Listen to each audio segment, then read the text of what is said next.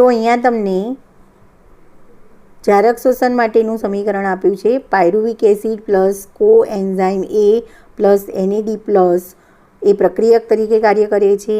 Gives Mg+2 અને pyruvate ડિહાઇડ્રોજિનેઝ આ ઉત્સેચક માટે પ્રેરક તરીકે કાર્ય કરે છે અને પ્રક્રિયાના અંતે acetyl coenzyme A plus CO2 plus NADH plus H plus બનાવે છે.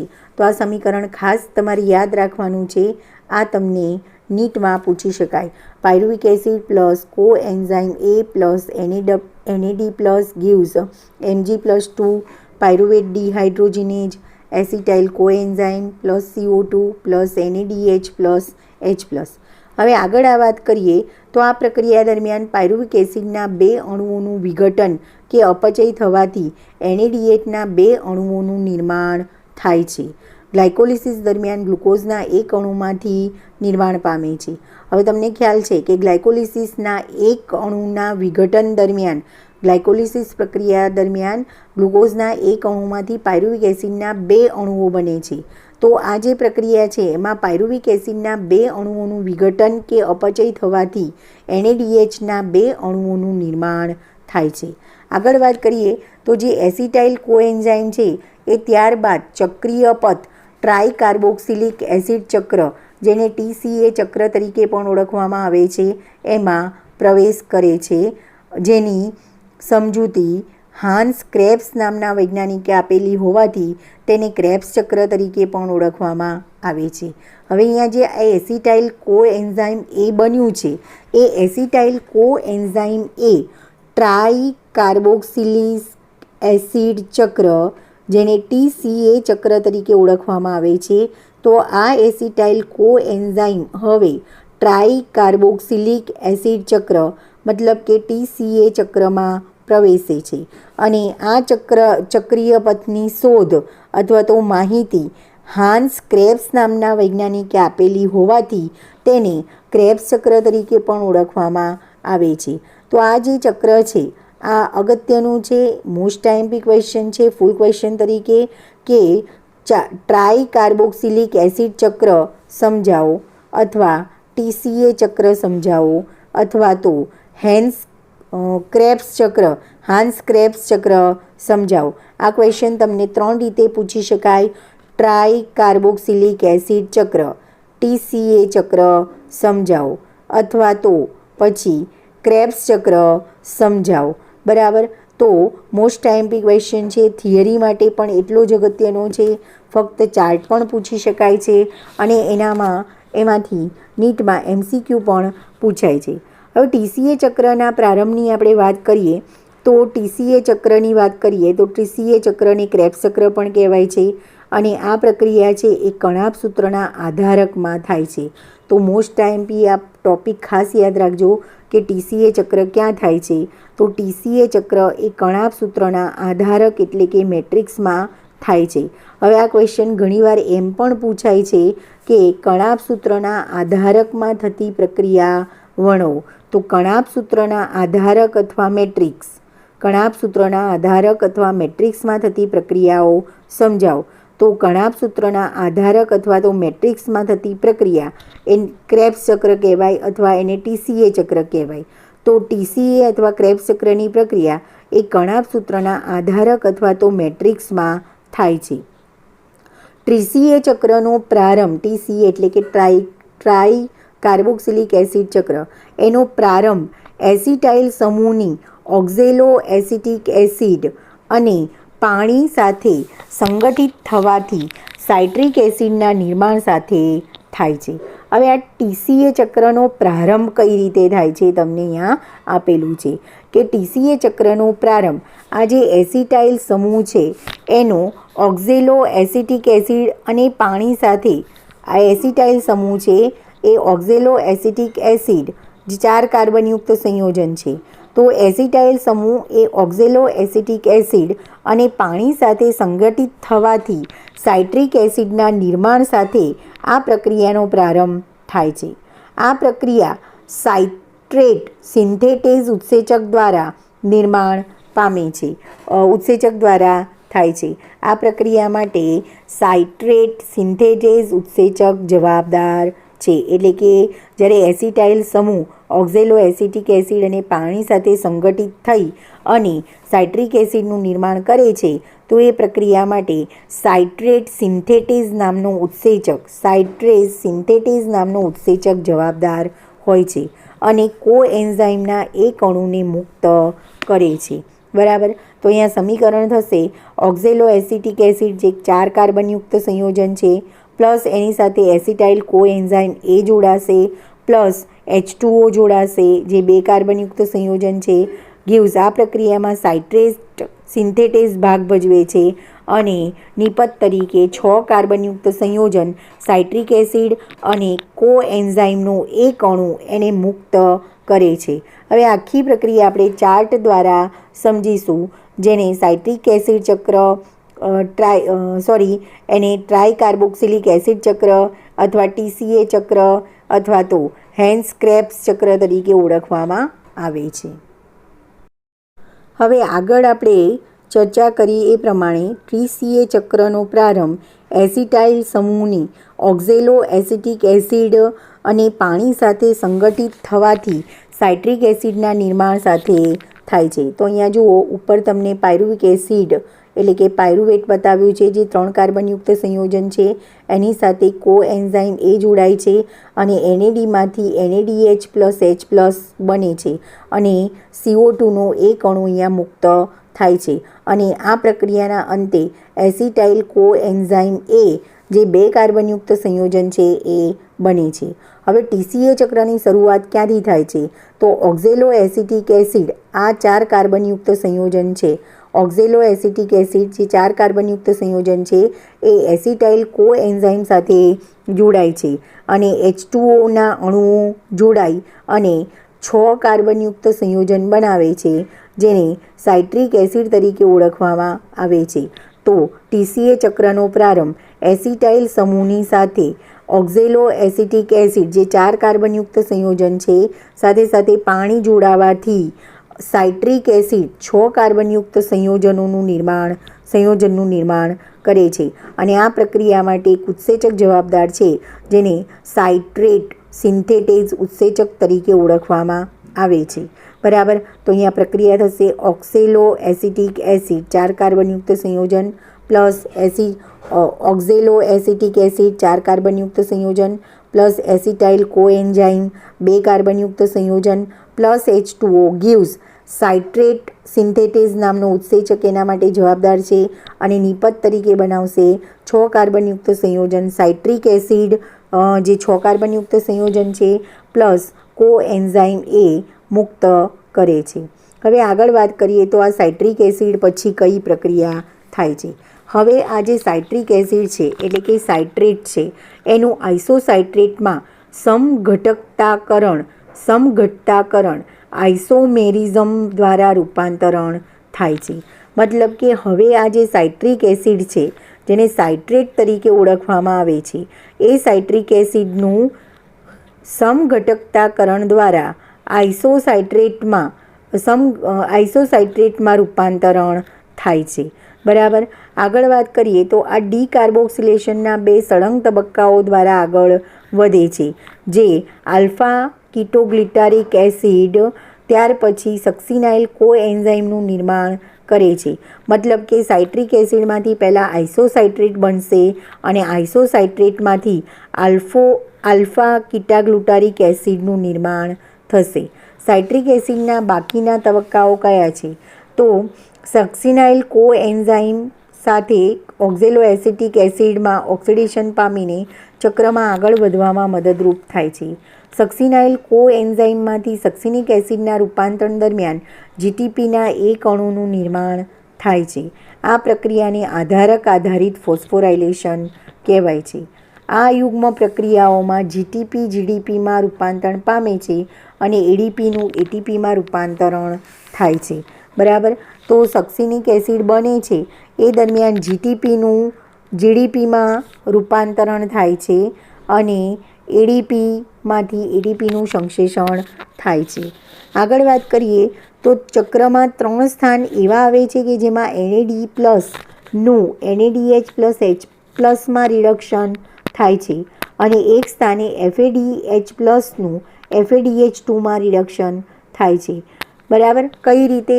તો અહીંયા જુઓ, અહીંયા એક જગ્યાએ NAD પ્લસનું NADH પ્લસ H પ્લસમાં રૂપાંતરણ થાય છે. આ બીજી જગ્યાએ NAD પ્લસનું NADHમાં રૂપાંતરણ થાય છે.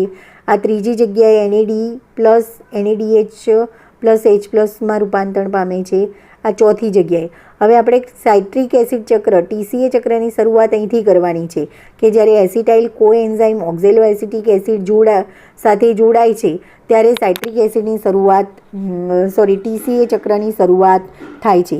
તો અહીંયા એમ કહી શકાય કે ચક્રમાં 3 સ્થાન એવા છે કે જેમાં NAD પ્લસનું NADH પ્લસ H પ્લસમાં રૂપાંતરણ થાય છે. તો આ 3 સ્થાન કયા ગણવાના છે? અહીંથી TCA ચક્રની શરૂઆત થાય છે. જ્યારે ઓક્ઝેલો એસિટિક એસિડ એસિટાઇલ કોએન્ઝાઇમ સાથે જોડાય છે ત્યારથી TCA ચક્રની શરૂઆત થાય છે. તો 3 જગ્યાએ NAD plus NADH plus H પ્લસમાં ફેરવાય છે. આ એક જગ્યા. આ બીજી જગ્યાએ જ્યાં NAD plus NADH plus H પ્લસમાં રૂપાંતરણ થાય છે અને આ ત્રીજી જગ્યા જ્યાં NADH પ્લસ H પ્લસમાં રૂપાંતરણ થાય છે અને એક જગ્યાએ FAD પ્લસમાંથી FADH2નું નિર્માણ થાય છે. તો ખાસ યાદ રાખજો કઈ જગ્યાએ NAD પ્લસનું NADH પ્લસ H પ્લસમાં રૂપાંતરણ થાય છે. તો જ્યારે સાઇટ્રિક એસિડમાંથી આલ્ફા કીટોગ્લુટારિક એસિડ બને છે. સાઇટ્રિક એસિડ 6 કાર્બનયુક્ત સંયોજન છે, એમાંથી 5 કાર્બનયુક્ત સંયોજન આલ્ફા કીટોગ્લુટારિક એસિડ બને છે ત્યારે NAD પ્લસનું NADH પ્લસ H પ્લસમાં રૂપાંતરણ થાય છે અને CO2નો એક અણુ મુક્ત થાય છે. આગળ કઈ પ્રક્રિયા થાય છે? તો આલ્ફા કીટોગ્લુટારિક એસિડ જે 5 કાર્બનયુક્ત સંયોજન છે એમાંથી હજુ CO2નો એક અણુ દૂર થશે. NAD plus NADH plus H પ્લસમાં રૂપાંતરણ થશે. GDP એ GTPમાં ફેરવાશે અને આલ્ફા કીટોગ્લુટારિક એસિડનું સક્સિનિક એસિડ 4 કાર્બનયુક્ત સંયોજનમાં રૂપાંતરણ થશે. આગળ આ 4 કાર્બનયુક્ત સંયોજન જે સક્સિનિક એસિડ છે એમાં FAD પ્લસ FADH2માં કન્વર્ટ થશે અને સક્સિનિક એસિડ છે એ 4 કાર્બનયુક્ત સંયોજન મેલિક એસિડમાં રૂપાંતરિત થશે. પાછું મેલિક એસિડમાંથી 4 કાર્બનયુક્ત સંયોજન ઓક્ઝેલો એસિટિક એસિડ બને છે અને એ દરમિયાન NADનું NADH પ્લસ H પ્લસમાં રૂપાંતરણ થાય છે. તો આ ચક્રમાં તમને નીટમાં ઘણા બધા ક્વેશ્ચન પૂછાઈ શકે. કયા ક્વેશ્ચન પૂછાઈ શકે કે આ ચક્રમાં કયા સંયોજન એવા છે જે 4 કાર્બન ધરાવે છે? તો એક તો ઓક્ઝેલો એસિટિક એસિડ આવશે, બીજું આવશે સક્સિનિક એસિડ જે પણ 4 કાર્બનયુક્ત સંયોજન છે, નીચે એના કાર્બનની સંખ્યા તમને આપેલી છે. એક તો ઓક્ઝેલો એસિટિક એસિડ જે 4 કાર્બનયુક્ત સંયોજન ધરાવે છે, બીજું સક્સિનિક એસિડ જે 4 કાર્બનયુક્ત સંયોજન ધરાવે છે, ત્રીજું મેલિક એસિડ જે પણ 4 કાર્બનયુક્ત સંયોજન ધરાવે છે. બીજું 2 કાર્બનયુક્ત સંયોજન ધરાવતું સંયોજન કયું છે? 3 કાર્બનયુક્ત ધરાવતું સંયોજન પાયરુવેટ, 2 કાર્બન ધરાવતું સંયોજન એસિટાઇલ કોએન્ઝાઇમ, 6 કાર્બન ધરાવતું સંયોજન સાઇટ્રિક એસિડ, 5 કાર્બન ધરાવતું સંયોજન આલ્ફા કીટોગ્લુટારિક એસિડ. તો આખું આ TCA ચક્ર તમને ફૂલ ક્વેશ્ચન તરીકે પૂછી શકાય. TCA ચક્ર અથવા ક્રેબ્સ ચક્ર ચાર્ટ સાથે વર્ણવો. ફક્ત નામ નિર્દેશનવાળો ચાર્ટ પણ તમને પૂછી શકાય. આમ જે TCA ચક્રનો પ્રથમ ચક્રમાં 3 સ્થાન એવા આવે છે જે જગ્યાએ NAD પ્લસનું NADH પ્લસ H પ્લસમાં રિડક્શન થાય છે અને એક સ્થાને FAD છે એનું FADH2માં રિડક્શન થાય છે. TCA ચક્ર દ્વારા એસિટાઇલ કોએન્ઝાઇમનો ઉત્સેચકીય એસિડનું નિરંતર ઓક્સિડેશન માટે ઓક્ઝેલો એસિટેટના પુનઃનિર્માણની આવશ્યકતા હોય છે, જે ચક્રનો પ્રથમ સભ્ય છે. વધુમાં NAD પ્લસ અને FAD પ્લસનું પુનઃનિર્માણ ક્રમશઃ NADH પ્લસ H પ્લસ અને FADH2માંથી થવું જરૂરી છે. આમ શ્વસનની આ અવસ્થાના સમીકરણને સંક્ષિપ્તમાં નીચે પ્રમાણે દર્શાવી શકાય. તો અહીંયા તમને આખું જારક શ્વસનની પ્રક્રિયાનું સમીકરણ આપેલું છે, જેમાં પાયરુવિક એસિડ એ આખી પ્રક્રિયામાં કયા પ્રક્રિયકો ભાગ ભજવે છે અને પ્રક્રિયાના અંતે નિપજ તરીકે કયા ઘટકો પ્રાપ્ત થાય છે. તો પાયરુવિક એસિડ સાથે 4 NAD પ્લસ જોડાય છે. જો કયા 4 NAD પ્લસ એક આ અહીંયાથી પાયરુવિક એસિડથી ગણો તો અહીંયા 4 NAD ગણાશે. પાયરુવિક એસિડ સાથે 4 NAD જોડાય છે. કયા 4 NAD? એક અહીંયા, બીજું, ત્રીજું અહીંયા અને ચોથું અહીંયા. પ્લસ એક FAD જોડાય છે, તો એક અહીંયા FAD. પછી 2 H2O જોડાય છે. પછી ADP પ્લસ PI અહીંયા જોડાય છે. ADP પ્લસ PI જોડાય છે. અને ત્યાર પછી કણાભ સૂત્રના મેટ્રિક્સ આધારક દ્રવ્યમાં પ્રક્રિયા થાય છે. મેટ્રિક્સના આધારકમાં થાય છે. એના માટે ઘણા બધા ઉત્સેચકો જવાબદાર છે.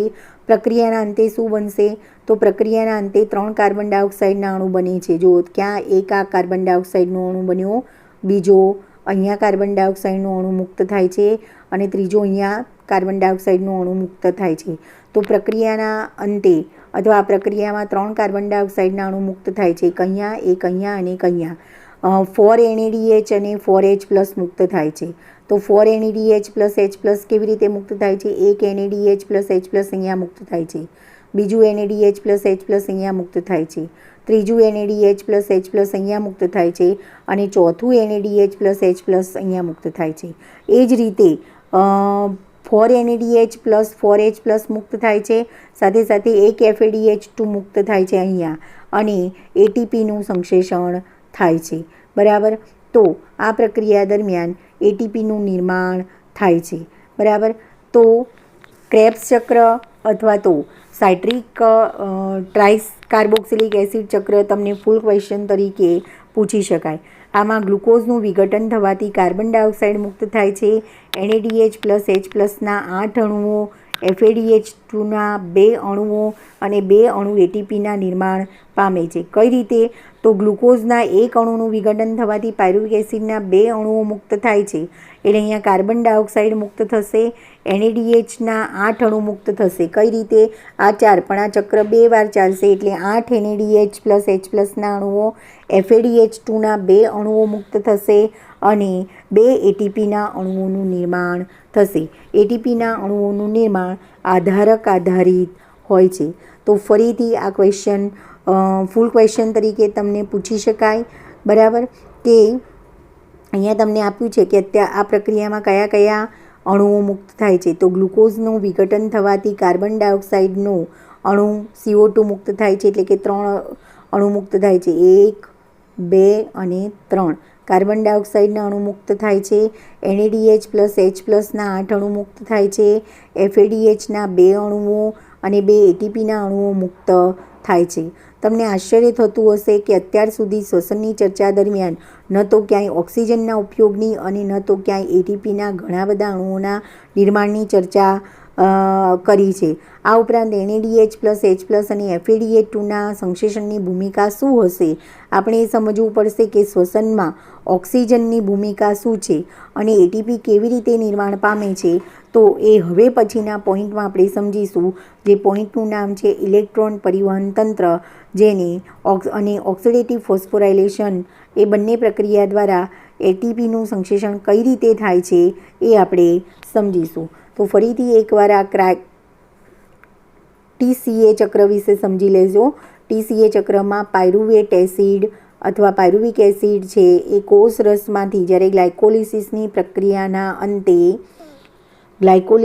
પ્રક્રિયાના અંતે કોષના કોષ રસમાં પાયરુવેટ અથવા પાયરુવિક એસિડના 2 અણુઓનું નિર્માણ થાય છે.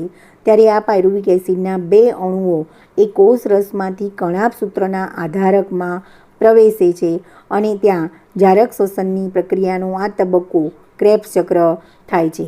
હાન્સ ક્રેબ્સ નામના વૈજ્ઞાનિકે આની શોધ કરી હતી, માટે એને ક્રેબ્સ ચક્ર તરીકે પણ ઓળખવામાં આવે છે. એને ટ્રાય કાર્બોક્સિલિક એસિડ ચક્ર અથવા એને TCA ચક્ર તરીકે ઓળખવામાં આવે છે. તો પાયરુવેટ એ કણાભ સૂત્રના આધારકમાં પ્રવેશે છે. પાયરુવેટ એ 3 કાર્બનયુક્ત સંયોજન છે. આ પાયરુવેટ એ કોએન્ઝાઇમ A સાથે જોડાઈ NAD પ્લસનો ઉપયોગ કરી NADH પ્લસ H પ્લસનું રૂપાંતરણ કરશે અને એસિટાઇલ કોએન્ઝાઇમમાં ફેરવાશે. હવે TCA ચક્રની શરૂઆત ક્યાંથી થાય છે? તો TCA ચક્રની શરૂઆત અહીંયાથી થાય છે. જ્યારે ઓક્ઝેલો એસિટિક એસિડ 4 કાર્બનયુક્ત સંયોજન એ એસિટાઇલ કોએન્ઝાઇમ 2 કાર્બનયુક્ત સંયોજન સાથે જોડાય છે ત્યારે 6 કાર્બનયુક્ત સંયોજન સાઇટ્રિક એસિડ પ્રાપ્ત થાય છે અને એના માટે એક ઉત્સેચક જવાબદાર છે, બરાબર, જે ઉત્સેચકને સિન્થેટેઝ, સાઇટ્રેટ સિન્થેટેઝ તરીકે ઓળખવામાં આવે છે. હવે શું થશે?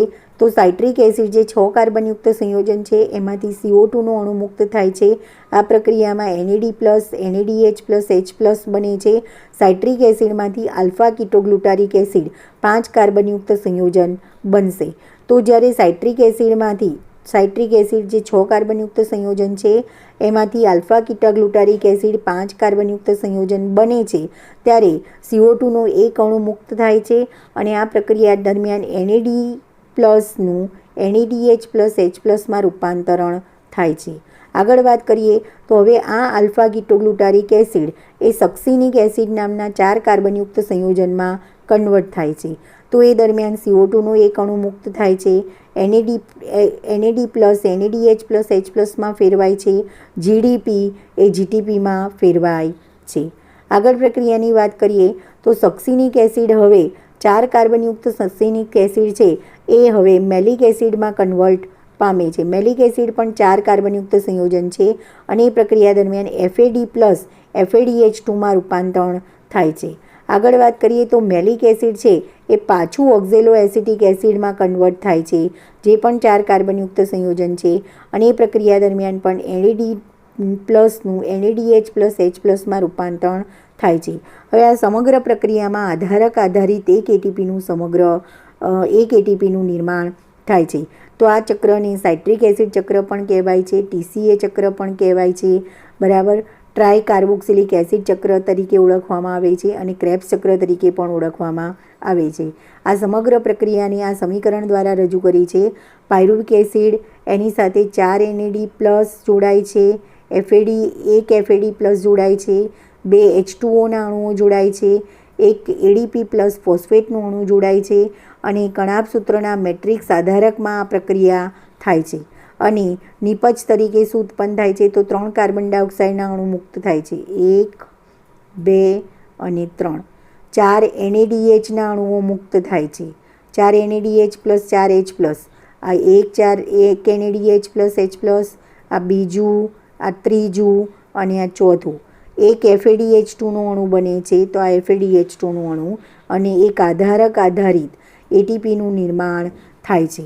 હવે આ ચક્ર છે, અહીંયા પાયરુવિક એસિડના 2 અણુઓ છે, તો અહીંયા 2 અણુઓના નિર્માણ માટે ટોટલ કેટલા FADH2ના અણુ બનશે? અહીંયા ગ્લુકોઝના અણુનું વિઘટન થવાથી પાયરુવિક એસિડના 2 અણુ બને છે અને પાયરુવિક એસિડ એ ક્રેબ્સ ચક્રમાં પ્રવેશશે એટલે NADH+, H+ના 8 અણુઓ મુક્ત કરે છે, કાર્બન ડાયોક્સાઇડના 6 અણુ મુક્ત થશે, NADH+, H+ના 8 અણુ મુક્ત થશે, FADH2ના 2 અણુઓ મુક્ત થશે અને 2 અણુઓ એટીપીના મુક્ત થશે. હવે આ NADH+, H+ની અને FADH2ની એટીપીના સંશ્લેષણમાં ભૂમિકા શું હશે? અને જારક શ્વસન એટલે શું કે જેમાં ઓક્સિજનનો ઉપયોગ થાય છે એ હવે પછીના ટોપિકમાં ઇલેક્ટ્રોન પરિવહન તંત્ર અને ઓક્સિડેટિવ ફોસ્ફોરાયલેશનમાં સમજીશું કે એટીપીનું નિર્માણ કઈ રીતે થાય છે અને શ્વસનમાં ઓક્સિજનની ભૂમિકા શું હોય છે. તો અગત્યનો ક્વેશ્ચન છે જે ફૂલ ક્વેશ્ચન તરીકે તમને પૂછી શકાય અને આમાંથી નીટમાં ઘણા બધા MCQ પણ પૂછાય છે.